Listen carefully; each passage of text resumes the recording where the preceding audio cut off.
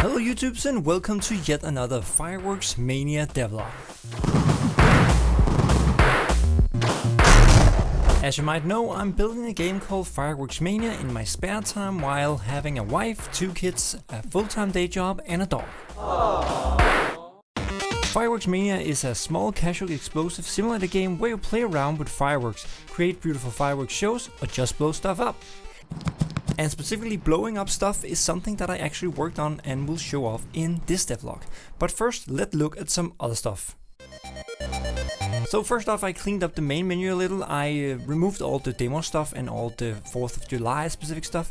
I changed the background a little and the lighting, and just to make it look a little more clean, you could say, but at least get all the demo stuff away from the menu. If you subscribe to my channel and have the little bell notification checked, you would know that I last week did a live stream. In that live stream I looked at some performance issue with the fuse connection, trying to make that work a little better. It didn't work out in the live stream, but it actually gave me some ideas, and later on off the live stream I managed to fix it, which I will get into in a moment. Because another thing related to the fuse connection is actually the fuse itself on the fireworks, and that got some pretty hefty overhaul this week. Up until now, when you have looked at the fireworks and clicked the mouse button and the torch go into the fuse, it just ignites right away. That's funny, it's fast, and you can ignite a lot of stuff fast, and that's all good. However, I had this idea that a fuse shouldn't just be ignited right away, it should be kind of having some kind of ignition force applied to it, because then I could make different fuses with different force threshold, you could say, and I could also use the explosion force effects I have to ignite the fuses, so that if a fuse is close to an explosion, it goes off right away, and if it's further away it might ignite and might not ignite, depending on the physics force of the explosion.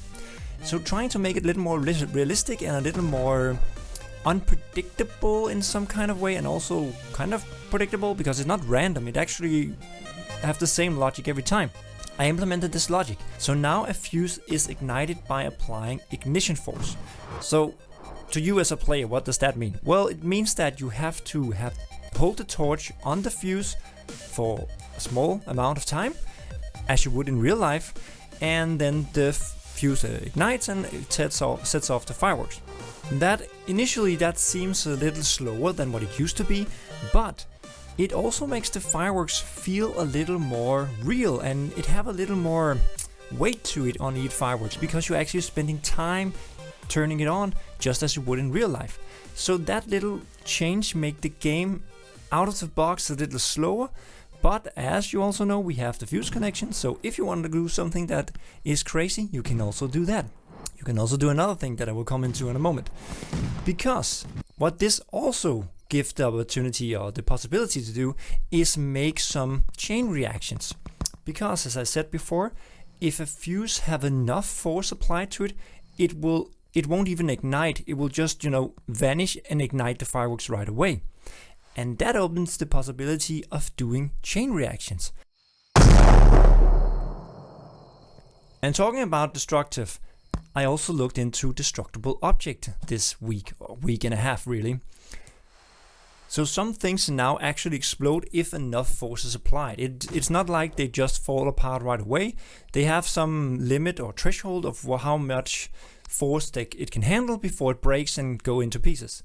And that actually makes it really fun to blow up stuff for some reason. I don't know why it's so funny and so enjoyable exploding stuff in the game, but it just did. Combined with the screen shake and the sound, it's just wait guys to try it. It's pretty funny.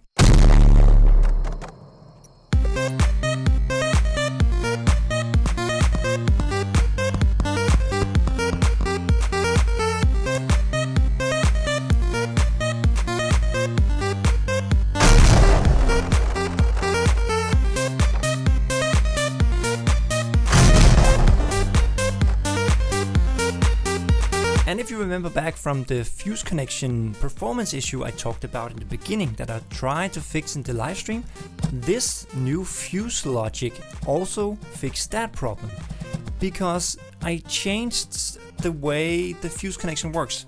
beforehand, the fuse connection were kind of a fuse that went between two fuses, and when it got to a fuse, it ignited the fuse, and then the fuse on the fireworks itself would go out, ignite, and have some kind of time before the fireworks went off. That has changed now. But for two reasons: for performance reasons, and also what I also figured out is that it actually works a lot better. I better like this version. So now when you have a fuse connection, when the fuse gets to the fuse, it actually sets off the fireworks. It doesn't just ignite the fuse, it sets off the fireworks.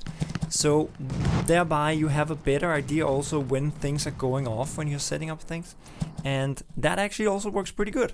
And it also makes it perform a lot better due to the fact that it doesn't have to start a fuse for each of the fireworks and with lighting and particle effect and all that. So that is all skipped by doing it this way, and it actually works even better and performs a lot better. So that's just 2 times thumbs up.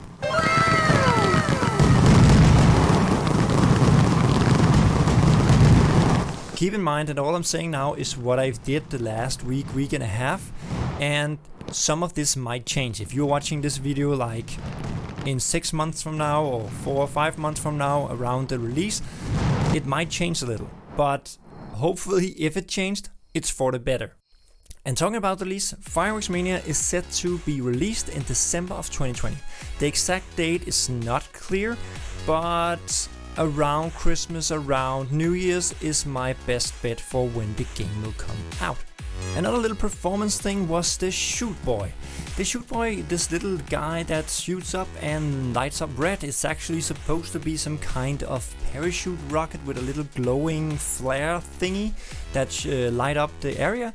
It didn't perform very well before because there was some stuff going on with the light and the way the light was done.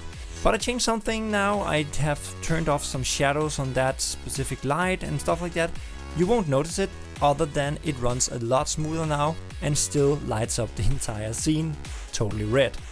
So that's another check in the book. Shoot Boy performs better.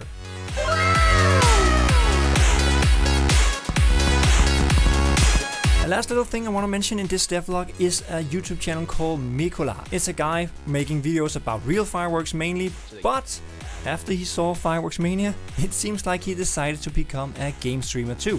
At least he have streamed 2 times, and that was Fireworks Mania demo. He discovered something without even knowing it. His latest video, he built up a kind of a mountain of flamingos, but Micoola here, he marked them as static. And for some reason, I haven't tried that before, haven't seen that before, but they are not apparently affected by explosion forces when they were static. So he built up this entire flamingo. You can go watch the video on his channel if you want, there's a link in the description. And he then built up this entire video, set off fireworks with all these flamingos, expecting them to fly away, as you would. But they just stuck there, which was kind of anticlimactic. But I saw that and was thinking, well, it shouldn't be like that. They should blow up. So that's also fixed now, and now you can blow up flamingos again. However, a little note, this is also something that will come in the full game and not in the demo. So this update will not come in the demo. You will be stuck with the static flamingos, sadly. So if you want to blow up flamingos in the demo, please place them normally, spawn them normally, not the right-click static version, because that won't work. But that's all for now, and while you wait on the next video or live stream, you can go and watch some of the other videos showing up on the screen right now and enjoy some more fireworks development or gameplay. Hope to see you in the next video.